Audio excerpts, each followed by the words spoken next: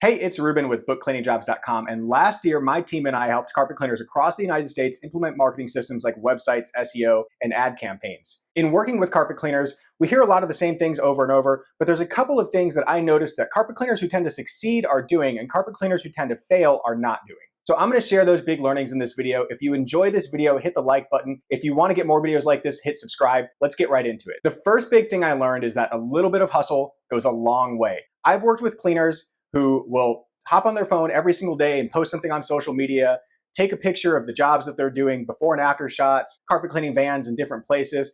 I work with carpet cleaners who will ask every single customer relentlessly to leave them a review. They'll go back and ask customers to refer them to their friends and family. I work with carpet cleaners who send emails to their list religiously. I work with carpet cleaners who have incredible hustle and incredible drive, and they wake up and get things done every single day. And to be perfectly honest with you, that little bit of hustle makes a big difference in their business. Because on the flip side, I've also worked with and talked with a lot of carpet cleaners who don't have that hustle, who don't quite have that level of drive, and aren't willing to put in those little bits of extra effort in order to get results.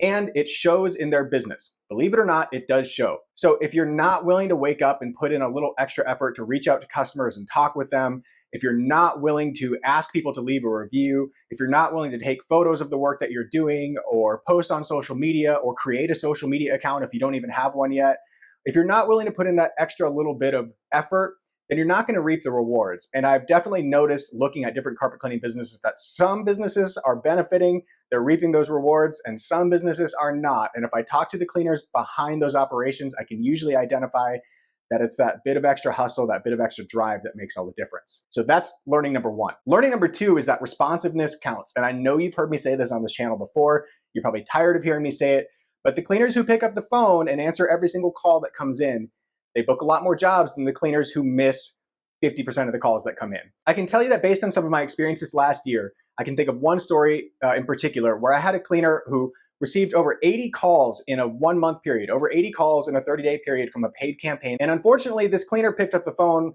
less than a dozen times. So imagine paying for 80 phone calls and then only answering the phone 12 times. A massive waste of time, a massive waste of money. Lack of responsiveness when you're getting phone calls, if you're getting leads from your website, if you're getting leads from Yelp, from Facebook, from Thumbtack, from Angie's List, from wherever you're getting leads from.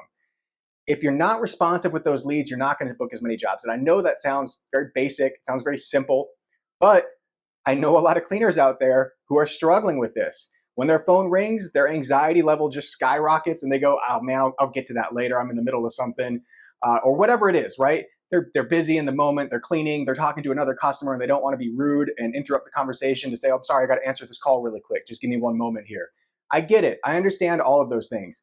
But the fact of the matter is, you're running a business that relies on people calling you to book jobs. And if you don't answer the phone when people call, they can't book a job, and they're going to call the next cleaner on their list, and they're going to book with that cleaner instead. Bottom line, be responsive. If you get phone calls, answer the phone. If you get leads, respond to the leads. Moving on. Number three, the third biggest learning that I have from last year is that a lot of people never get started with a marketing plan for their cleaning business. You need to have a plan in place for your business. You should get started right away. If you're already in business, if this business, your carpet cleaning business, is supposed to be putting food on your table, supposed to be bringing in money for you, then you need to get started on a marketing plan right away. If you're not on Facebook, if you're not on Instagram, if you don't have a website, if you don't have a Google business profile, if you don't have a YouTube channel, if you don't have any of these things at all, you're really going to struggle moving forward. So don't get overwhelmed.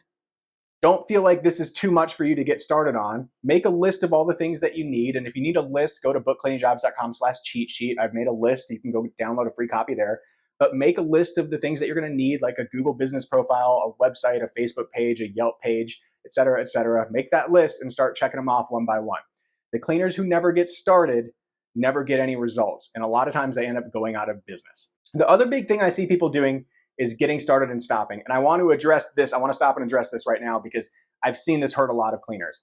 If you're going to start a new marketing campaign, you have to give that campaign time to earn some results for you. And I don't mean a week, a couple of days. I don't even mean a month. It depends on the type of marketing you're doing.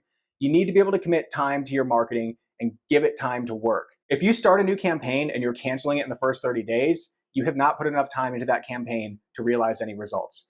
If you run a campaign and customers only see that message one time, and then you give up and say it didn't work, you have not put enough time into that campaign to decide if it works. People need to see a marketing message 7, 10, 12, the number of times they need to see that message, it keeps going up and up and up because people's attention spans are getting shorter and shorter and shorter. So if you want to stay top of mind for people, you have to continue showing your carpet cleaning company to them over and over and over. So if you're running Facebook ads, that means don't start Facebook ads and then stop them 2 weeks later and decide it didn't work. You have to continue running those ads for a long period of time, weeks, and then months before you start to learn some things and actually drive some results. And I know that sounds a little scary and you may not be able to invest that much time and effort into it, but it doesn't have to be expensive. You can start with less expensive marketing options. Let's say you can't afford Facebook ads now. Let's say you can't afford Google ads. Let's say you can't afford Google Guaranteed right now. Maybe you want to start a little smaller with something like a direct mail campaign. Maybe you want to start a little smaller, like joining a networking group. Maybe you want to start smaller, like tapping your friends and family to ask if they know other people who need their carpets cleaned. Maybe you're just getting started up and you're in those earliest phases and you don't have a lot of money set aside for this. Then you're going to have to start with smaller types of marketing. But the key is consistency. No matter what type of marketing you do, the key is consistency. Stick with it for a long period of time. Like I said, I don't mean days. I don't even mean weeks. I mean months and years. Stick with it. And the way that you do that, the way you achieve consistency with your marketing is by picking things that you are comfortable doing or hiring people who are comfortable doing them for you, right? So if you're not comfortable running ads, for instance, and I expect a lot of carpet cleaners are not, hire somebody to run those ads and just get comfortable paying the bill every month and covering that cost with the revenue that you bring in from it. But if you want to start small, start on social media if you're comfortable on social media. Start by posting photos if you're comfortable taking photos. Start by asking for reviews if you're comfortable asking for reviews. Start by texting if you're comfortable texting with people. Pick something you're comfortable doing and then do it consistently. For the first 30 days, do it consistently, right? For the first 30 days, do it consistently. And then after that, you'll have the flow. You'll know how to do it on a daily basis, whatever it is you're trying to do. Wake up and take a picture every day of your cleaning business. Wake up and ask customers for a review. Wake up and answer every single phone call. Whatever your marketing plan is, you'll have the flow after the first 30 days of doing it. And after that, it'll be a little bit easier.